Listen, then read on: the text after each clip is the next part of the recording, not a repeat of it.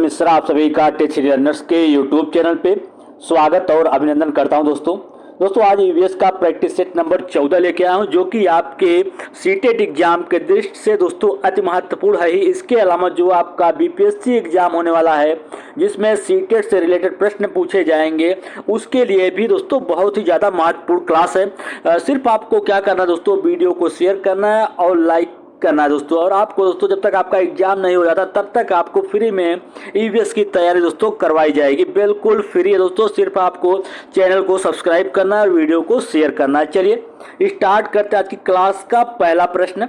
यहाँ पे दोस्तों आपके सामने स्क्रीन पे पहला प्रश्न दोस्तों आ चुका है।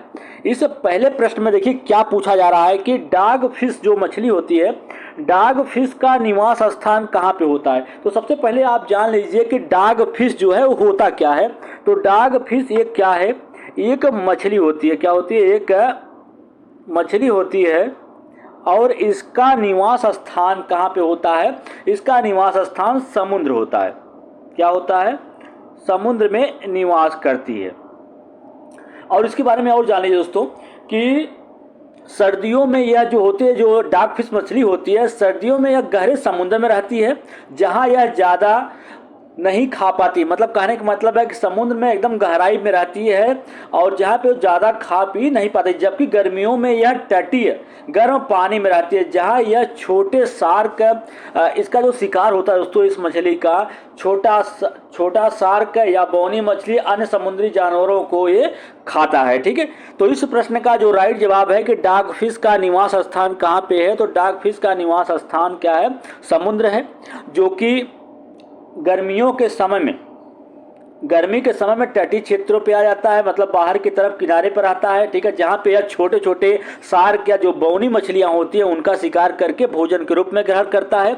और सर्दी के समय में वो एकदम समुद्र की गहराई में चला जाता है, जहाँ पे ज़्यादा खा पी नहीं पाता है। तो इस प्रश्न का राइट जवाब क्या हो जाएगा? ऑप्शन नंबर 4 इसका राइट जवाब होगा। चलिए अगले प्रश्न पर चलते हैं। प्रश्न संख्या दोस्तों नेक्स्ट है और पूछा हुआ प्रश्न है दोस्तों कि सीटेट परीक्षा जो 2016 में हुआ था उसमें पूछा हुआ प्रश्न है। और आपको बता दें कि सीटेट की जो विशेषता होती है, कि सीटेट की सबसे बड़ी विशेषता ये होती है कि जो प्रश्न होते हैं वो बार बार रिपीट करता है। ठीक है, जैसे कोई प्रश्न हुआ 2016 में पूछा गया है और उसको फिर अगली बार भी रिपीट कर दिया जाता है दोस्तों। तो ऑफलाइन पेपर आपका होने वाला है और प्रश्न रिपीट होने की बहुत ज़्यादा संभावना होती है इसमें। तो चलिए प्रश्न सेकंड देखिए, उसमें क्या पूछा है करा है कि निम्नलिखित में से कौन सा कीट मधुमक्खी जैसे कॉलोनी में एक साथ नहीं रहता है। कौन सा कीट इसमें से ऐसा है कि जो मधुमक्खी की तरह कॉलोनी में एक साथ निवास नहीं करता है? चींटी, दीमक, मकड़ी या हड्डा। तो इसमें से आपको बताना है कि कौन सा ऐसा कीट है जो कि मधुमक्खी की तरह कॉलोनी में एक साथ नहीं रहता। तो कॉलोनी होती क्या है? सबसे पहले आप जान लीजिए कि जो कॉलोनी है ये होता क्या है। कॉलोनी में दो या दो से अधिक सह रिश्तेदार व्यक्ति से बने होते हैं, जिसमें दो या दो से अधिक व्यक्ति या रिश्तेदार होते हैं दोस्तों, उसी को कॉलोनी कहते हैं, जो एक दूसरे के साथ घनिष्ठ संबंध में रहते हैं। जहाँ पे दोस्तों कई लोग रहते हैं, आप देखे होंगे कि कॉलोनी कहा जाता है जहाँ पे कई लोग या दो से अधिक जो रिश्तेदार या व्यक्तियों का समूह होता है, जो एक दूसरे से घनिष्ठ तरीके से रहते हैं, उसे कॉलोनी कहा जाता है। कुछ कीड़े जैसे मधुमक्खियाँ, चींटी, दीमक, मधुमक्खी हुआ, चींटी हुआ, दीमक हुआ, ये सभी क्या होते हैं?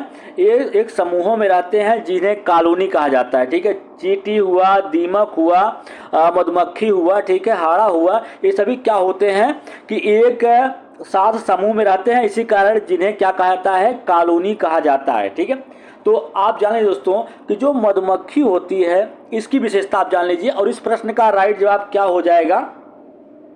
इस प्रश्न का राइट जवाब आपका ऑप्शन नंबर 3 होगा। मकड़ी जो होती है वो एक साथ कॉलोनी में नहीं रहती है। और आप यहाँ पे जान लीजिए कि जो मधुमक्खी है इससे रिलेटेड आपके एग्जाम में प्रश्न पूछा जाता है और सीटेट के लिए दोस्तों बहुत ही ज़्यादा महत्वपूर्ण टॉपिक है मधुमक्खी। ठीक है, प्रत्येक मधुमक्खी का जो छत्ता होता है या मधुमक्खी को जो कॉलोनी होती है उसमें 3 प्रकार की मधुमक्खियाँ पाई जाती हैं। एक रानी मधुमक्खी होती है और दूसरा नर मधुमक्खी होते हैं और कुछ श्रमिक मधुमक्खियाँ होते हैं। तो और अंडे देने का जो काम होता है दोस्तों नर मधुमक्खी, जो देखिए कभी कभी पूछ लेता है कि जो रानी मक्खी होती है अंडे देने का काम किसका होता है, रानी मक्खी का। नर मक्खी सिर्फ कुछ ही होते हैं, और जो रानी मधुमक्खी होती है अंडा देने का काम रानी मधुमक्खी का होता है। और कुछ श्रमिक मधुमक्खियां होते हैं जो कि विशेष करके सारे काम जो होता है छत्ते के लिए वही श्रमिक मधुमक्खियां हैं उसके लिए सारा कार्य करती हैं, जिसे कार्यकर्ता मधुमक्खी भी बोला जाता है। चलिए अगले प्रश्न पे, प्रश्न संख्या दोस्तों नेक्स्ट है। यहाँ पे पूछा जा रहा है कि घरों की विशेषता, घरों के निम्नलिखित विशेषताओं पर विचार कीजिए। यहाँ पे घरों की कुछ विशेषताएं दी गई हैं और यहाँ पे नीचे आप देख लीजिए कि उपरोक्त में से लेह और लद्दाख के घरों की कौन सी विशेषताएं पाई जाती हैं। यहाँ पे कुछ घरों की विशेषताएं दी गई और उसमें से पूछ रहा है लेह और लद्दाख में किस प्रकार के घर बने होते हैं।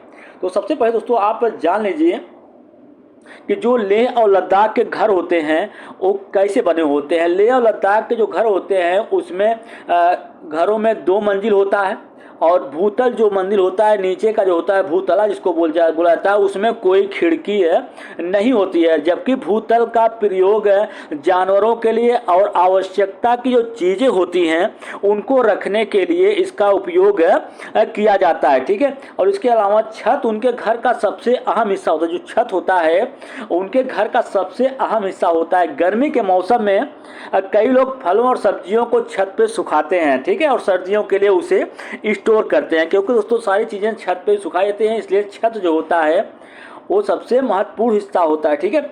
और घर पत्थरों से बनते हैं। जो घर होते हैं लेह लद्दाख के वो घर कैसे बने होते हैं, वो पत्थरों के बने होते हैं जिसके ऊपर एक के ऊपर एक रखा जाता है। इन घरों की जो दीवारें होती हैं वो मिट्टी और चूने की मोटी परत से क्या होती हैं, वो ढकी होती हैं, ठीक है। तो इस प्रश्न में आपको बताना है कि कौन सा इस प्रश्न का राइट जवाब होगा दोस्तों। तो आप जान लीजिए कि भूतल बिना खिड़की का होता है, बिल्कुल सही। पेड़ की शाखाओं से बनी लकड़ी की तिरछी छतें होती हैं, पेड़ की तने से ये नहीं है दोस्तों। घरों को पत्थर के खंभों पर जमीन से लगभग 10 से 12 फीट ऊपर बनाया जाता है, ये भी नहीं है। पत्थर, मिट्टी और चूने से बनी मोटी मोटी दीवारें होती हैं, लकड़ी के फर्श होते हैं। तो इस प्रश्न का जो राइट जवाब होगा दोस्तों ए, डी और ई। ए, डी और ई जो कथन है इस प्रश्न का वही राइट जवाब हो जाएगा। तो इस प्रश्न का राइट जवाब ऑप्शन नंबर 3 इसका राइट जवाब होगा। और दोस्तों आप जान लीजिए कि जो यहाँ पे एक विशेषता या एक कथन दे रखा है कि अब कथन जो दिया है यहाँ पे आप देख लीजिए कि दे रहा है कि पेड़ की शाखाओं से बनी लकड़ी की तिरछी छतें होती हैं। तो ये कहाँ के घरों की विशेषताएं हैं, असम के घरों की विशेषताएं होती हैं। और घरों को पत्थर के खंभों से जमीन से लगभग 10 से 12 फीट ऊपर बनाया जाता है। तो ये भी कहाँ के घरों की विशेषताएं हैं, ये भी आप जान लीजिए कि असम के घरों की विशेषताएं हैं, ठीक है। ये 2 विशेषताएं जो यहाँ पे 2 कथन दे रखा है कि पेड़ की शाखाओं से बने लकड़ी की तिरछी छतें होती हैं या घरों को पत्थर के खंभों पर जमीन से लगभग 10 से 12 फीट ऊपर बनाया जाता है। तो ये क्या है, ये असम की घरों की विशेषताएं यहाँ पे दिया गया है। चलिए अगले प्रश्न में चलते हैं दोस्तों। प्रश्न संख्या नेक्स्ट देखिएगा। सभी प्रश्न आपके परीक्षा के लिए महत्वपूर्ण है दोस्तों। यहाँ पे प्रश्न संख्या 4 है। कराए कि निम्नलिखित में से, यहाँ आपको बताना है कि निम्नलिखित में से कौन सा वर्तमान पाठ्यक्रम में ईवीएस के 6 व्यापक विषय में से एक नहीं है। दोस्तों आपको बता दें कि ईवीएस की मुख्यतः कितने थीम होती हैं, 6 थीम होती हैं, जिसमें आप सुन लीजिए एक बार। परिवार और मित्र होता है पहला थीम, दूसरा होता है जल होता है, और तीसरा होता है यात्रा होता है, चौथा जो थीम है वो भोजन है, पांचवा जो थीम है वो आश्रय है, और छठवां जो थीम है वो क्या, हम जो चीज़ें बनाते हैं और करते हैं, ठीक है। ये इस प्रकार से ईवीएस की मुख्यतः 6 थीम होती है, जिसमें आपका आश्रय हुआ, चीज़ें जो हम बनाते हैं और करते हैं, खाना तो जो हम खाते हैं दोस्तों, खाना या भोजन, ठीक है, एक ही होता है। कार्य और खेल जो है दोस्तों ये आपको बता दें कि मुख्य थीमों में से नहीं है, जबकि एक क्या है, एक प्रकार का सब थीम है। किसका, परिवार और मित्र का। परिवार और मित्र में 4 परिवार व मित्र जो होता है थीम पहला होता है, उसमें आपको बता दें दोस्तों कि इसमें 4 मुख्यतः थीम होती हैं। पहला होता है संबंध होता है, दूसरा कार्य और खेल होता है, तीसरा होता है जानवर और चौथा होता है पौधा। ठीक है। तो ये क्या है, 6 व्यापक 6 थीमों में से नहीं है, लेकिन ये सब थीम है और किसका है, परिवार और मित्र का। तो इस प्रश्न का राइट जवाब क्या हो जाएगा, ऑप्शन नंबर 3 इसका राइट जवाब होगा। चलिए अगले प्रश्न पे चलते हैं। प्रश्न संख्या नेक्स्ट दोस्तों पूछ रहा है कि एस्किमो अपने घर यानी इग्लो को बर्फ से बनाता है, इसका कारण क्या है। एस्किमो जो होते हैं दोस्तों अपने घर का निर्माण जो करते हैं उसे क्या कहा जाता है, इग्लू कहा जाता है। और इग्लू का निर्माण किससे बनाते हैं, वो बर्फ की सहायता से या बर्फ के द्वारा उसका निर्माण करते हैं। ऐसा क्यों। जो एस्किमो होते हैं दोस्तों अपने घर यानी इग्लू किससे बनाते हैं, बर्फ से बनाता है, क्योंकि बर्फ के दीवारों के बीच जो हवा अंदर की उष्मा को बाहर नहीं निकलने देती। कहने का मतलब है जो अंदर गर्मी होती है उसको बाहर नहीं जाने देती और बाहर की जो ठंड होती है उसको अंदर नहीं जाने देती है, ठीक है। और हिम जो होता है, हिम को उष्मा का सबसे अच्छा, जो हिम मतलब बर्फ होता है, बर्फ को उष्मा का सबसे अच्छा कुचालक माना जाता है और वह उसे फंसा लेता है। इग्लो मुख्य रूप से कनाडा में पाए जाने वाले अस्थायी शीतकालीन घर होते हैं। कहाँ पे पाए जाते हैं, कनाडा में पाए जाने वाले एक तरीके का अस्थायी शीतकालीन घर होता है, ठीक है। भारत में पर्यटक सर्दियों के मौसम में मनाली में इग्लो का अनुभव कर सकते हैं। भारत में अगर आपको इग्लू का अनुभव करना है और देखना है तो सर्दियों के मौसम में आप मनाली जाइए, वहाँ पे आपको इग्लू दिख जाएंगे। तो इस प्रश्न का जो राइट जवाब है उसको जान लीजिए कि ध्रुवीय क्षेत्रों में केवल बर्फ ही उपलब्ध होता है। बर्फ ठंडी हवा और पानी को अंदर नहीं आने देता। बर्फ की दीवारों के बीच हवा अंदर की उष्मा को बाहर निकलने से रोकता है। बर्फ निःशुल्क उपलब्ध होती है, अन्य सामग्री काफ़ी मात्रा में। तो आपको बता दें दोस्तों बर्फ जो होता है दीवारों के बीच मौजूद अंदर की उष्मा को बाहर नहीं आने देता है। चलिए अगले प्रश्न पे चलते हैं। प्रश्न संख्या नेक्स्ट है, कह रहा है कि एक पक्षी एक पेड़ पर ऊंचाई पर अपना घोंसला बनाता है, यह पक्षी कौन सा। दोस्तों पूछा हुआ प्रश्न है फरवरी 2014 में। कह रहा है कि एक पक्षी एक पेड़ पर सबसे ऊंचाई पे अपना घोंसला बनाता है, कौन सा पक्षी है। सनबर्ड है, इंडियन रॉबिन है, कौवा है या मैना है। तो सबसे पेड़ के सबसे ऊंची डाल पे जो घोंसला बनाता है वो कौन होता है, वो कौवा होता है, ठीक है दोस्तों। पेड़ की सबसे ऊंची डाल पे घोंसले का निर्माण कौवा करता है। और कौवे की खास बात होती है कि यह कोयल जो होती है उसके भी बच्चे के देख रेख अपने ही घोंसले में करती है, क्योंकि जो कोयल होता है घोंसले का निर्माण कभी नहीं करता है, ठीक है। वो अपना बच्चे को कौवे के घोंसले में ही जाके देता है। तो इस प्रश्न का राइट जवाब ऑप्शन नंबर 3 है। यहाँ जान लीजिए कि मैना क्या होता है। मैना कभी कभी पूछ लेता है कि कौन सा ऐसा पक्षी है जो कि झटके से अपनी गर्दन को आगे पीछे करता है, तो क्या होता है, मैना होता है जो कि झटके से अपनी गर्दन को आगे पीछे करता है। चलिए दोस्तों अगले प्रश्न पे चलते हैं। प्रश्न संख्या नेक्स्ट है, यहाँ पे पूछा जा रहा है कि ग्रामीण क्षेत्रों में गोबर का उपयोग झोपड़ियों के फर्श और दीवारों के लेपन के लिए किया जाता है, उन्हें चिकना और साफ बनाने के लिए। दोस्तों यहाँ पे प्रश्न आप एक बार फिर से देख लीजिए। कह रहा है कि ग्रामीण क्षेत्रों में गोबर का जो उपयोग होता है झोपड़ियों के फर्श और दीवारों के लेपन के लिए किया जाता है, ऐसा क्यों। उन्हें चिकना और साफ बनाने के लिए, उन्हें रुख बनाकर घर्षण को बढ़ाने के लिए, फर्श को प्राकृतिक रंग देने के लिए या कीड़ों को दूर रखने के लिए। तो दोस्तों जो इसका महत्वपूर्ण उपयोग है ताकि जो कीड़े हैं वो दीवार को नुकसान न पहुंचा सकें, ठीक है। इसलिए इस फर्श या दीवारों को जो है गोबर की सहायता से लिपा है। उसमें विशेष प्रकार की गंध आती है जिससे कीड़े जो होते हैं वो वहाँ से दूर रहते हैं उससे। चलिए अगले प्रश्न पे प्रश्न संख्या नेक्स्ट है दोस्तों। यहाँ पे पूछा जा रहा है कि इस पौधे के पत्ते होते हैं जिसका उपयोग सब्जियों के रूप में किया जाता है, इसके बीजों का उपयोग तेल निर्माण में किया जाता है, वह कौन सा पौधा है। कौन सा ऐसा पौधा होता है, देखिए दोस्तों यहाँ पे आपको बता दें एक पौधा है जिसके पत्तियां जो होती हैं, ठीक है, जिसकी पत्तियों का उपयोग जो होता है वो हम किस लिए करते हैं, पत्तियों का उपयोग जो है वो किया जाता है सब्जी बनाने के लिए। और जो इसके जो फूल होते हैं यहाँ पे जो इसका बीज होता है उसका उपयोग किया जाता है तेल निर्माण के लिए। तो कौन सा पौधा है, नारियल का, गोभी का, सरसों का या पालक का। तो पौधा कौन सा है, सरसों का पौधा है। चलिए अगले प्रश्न में चलते हैं। प्रश्न संख्या नेक्स्ट देखिए। यहाँ पे पूछा जा रहा है कि निम्नलिखित में से कौन सा पानी में घुलनशील है। यहाँ पे दोस्तों कुछ विटामिन के नाम दिए गए हैं। पूछ रहा है कि कौन सा विटामिन ऐसा है जो कि पानी में घुलनशील है। तो दोस्तों आप जान लीजिए कि कौन सा विटामिन जो होता है वो पानी में घुलनशील होता है। बी और सी जो विटामिन होता है ये पानी में घुलनशील होता है, पानी में घुलनशील होता है। इसके अलावा जो भी आपके विटामिन बच जाते हैं ए, डी, ई, के, ये सभी क्या होते हैं, वसा में घुलनशील विटामिन होते हैं। ठीक है, तो इस प्रश्न का जो राइट जवाब होगा ऑप्शन नंबर 3 इसका राइट जवाब हो जाएगा दोस्तों। चलिए अगले प्रश्न पे, प्रश्न संख्या नेक्स्ट है। और आपके प्रत्येक एग्जाम के लिए, चाहे टीचर्स का कोई भी एग्जाम हो दोस्तों, अगर उसमें ईवीएस से प्रश्न पूछे जाते हैं तो उसके लिए महत्वपूर्ण क्लास है दोस्तों। वीडियो को शेयर जरूर करिएगा। प्रश्न है करा कि कांच के जार और बोतलों को अचार भरने से पहले धूप में अच्छी तरह सुखाया जाता, ऐसा क्यों किया था दोस्तों? 2016 में सीटेट परीक्षा में पूछा हुआ प्रश्न है। कह रहा है कि कांच के जार और बोतलों को अचार भरने से पहले धूप में अच्छी तरह सुखाया जाता है, ऐसा क्यों किया जाता है?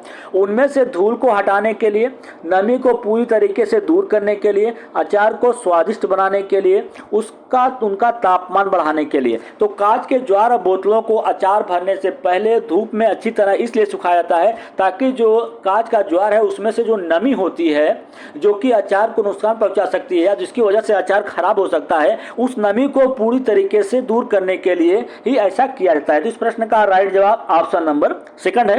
चलिए अगले प्रश्न पे दोस्तों, प्रश्न संख्या नेक्स्ट है।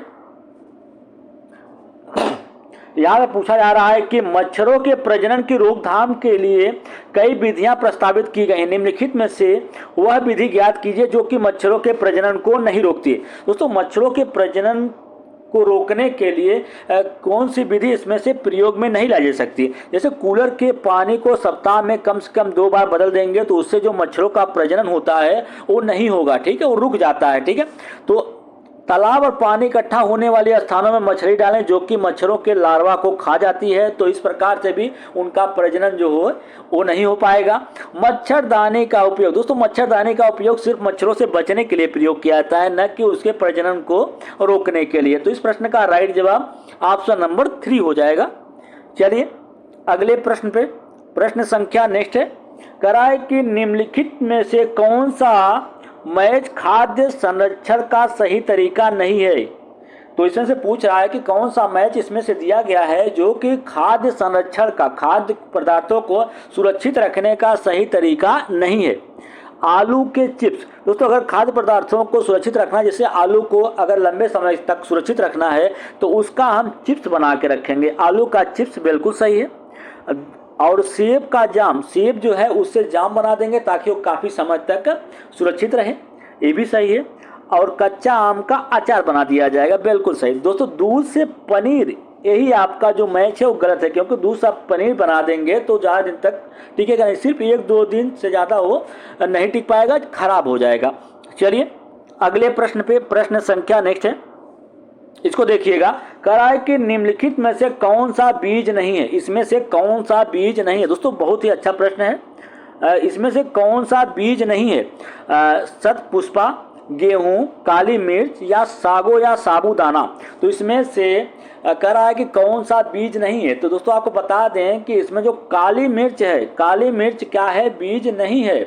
इसका पौधा काली मिर्च का दाना नामक एक फल देता है जिसका उपयोग मसाले के रूप में किया जाता है। ठीक है, काली मिर्च का दाना जो है बेल पाइपर नाइग्रम से सूखे जामुन के अलावा और कुछ भी नहीं है। ठीक है, जबकि यहाँ पे गेहूं जो है, गेहूं क्या है? एक प्रकार का अनाज है।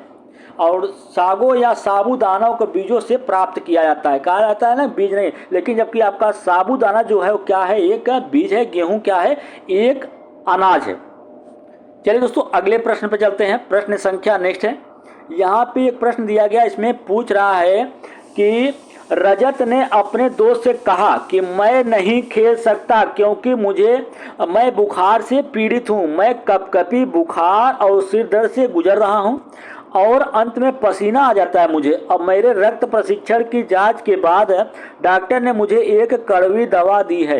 रजत पीड़ित हो सकता है, जो रजत है वो किस बीमारी से पीड़ित हो सकता है? क्योंकि उसे तेज बुखार है, वो भी कपकपी के साथ, और सिर दर्द से भी गुजर रहा है और उसको पसीना भी आता है। ऐसा क्यों है और वो किस बीमारी से पीड़ित है? दोस्तों आपको बता दें, वो मलेरिया से पीड़ित है। मलेरिया से पीड़ित व्यक्ति को तेज बुखार आता है और कपकपी भी आता है। और इसका जो उपचार है आपको बता दें, इसका उपचार किया जाता है, सिकोना जो पेड़ होता है, सिकोना जो होता है उसकी छाल से इसका उपयोग या इसका इलाज किया जाता है। ठीक है दोस्तों, तो इस प्रश्न का राइट जवाब। और मलेरिया जो होता है मच्छरों से फैलने वाला रोग है। आप इसको भी जान लीजिए कि मच्छरों से फैलने वाला बीमारी क्या है? मलेरिया है। तो इस प्रश्न का राइट जवाब ऑप्शन नंबर 4 हो जाएगा। चलिए अगले प्रश्न पे, प्रश्न संख्या नेक्स्ट दोस्तों कर रहा है कि पसंद और नापसंद की चर्चा करते हुए एक छात्र कहता है कि मैं और मेरी माँ दोनों को सांप खाना बहुत पसंद है। जब भी हमारा सांप खाने का मन होता है हम पास के एक होटल में जाते हैं और लिन हु फेन खाते हैं। यह छात्र कहाँ का हो सकता है? एक छात्र कहता है कि पसंद या नापसंद की जब बात होती है तो वहाँ पे एक छात्र कहता है कि मैं और मेरी माँ दोनों को सांप खाना पसंद है।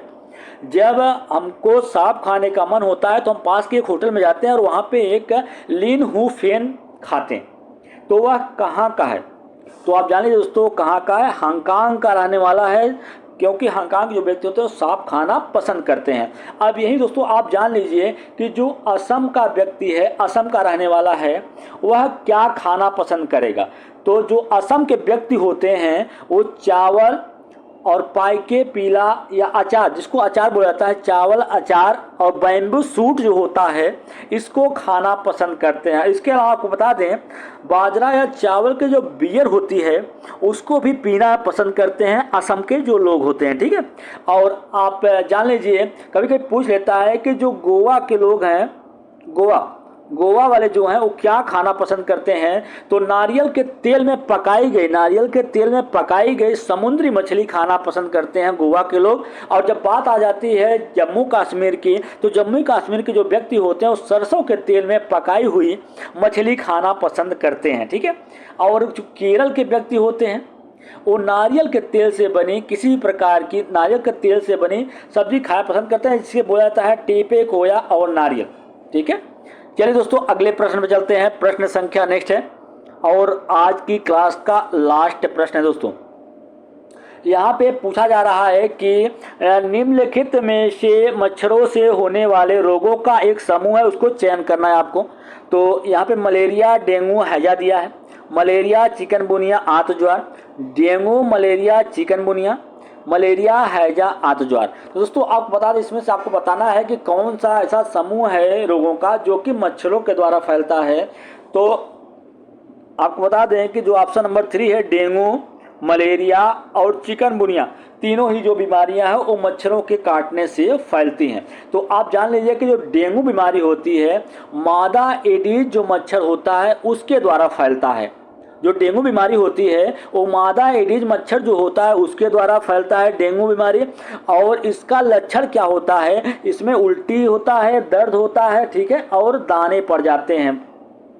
चलिए अब मलेरिया के बारे में जानिए। मलेरिया भी जो रोग होता है मच्छरों के द्वारा फैलता है और मलेरिया का जो वाहक होता है एनोफिलीज मच्छर होता है। मादा एनोफिलीज जो मच्छर होता है वो मलेरिया का रोग वाहक होता है। ठीक है, चिकनगुनिया यह एक वायरस बीमारी है जो संक्रमित मच्छरों से इंसानों में फैलती है। चिकनगुनिया जो होती है संक्रमित व्यक्ति से या संक्रमित मच्छरों से इंसानों में फैलती है। और कह सकते हैं कि चिकनगुनिया जो है एक प्रकार की वायरस बीमारी है।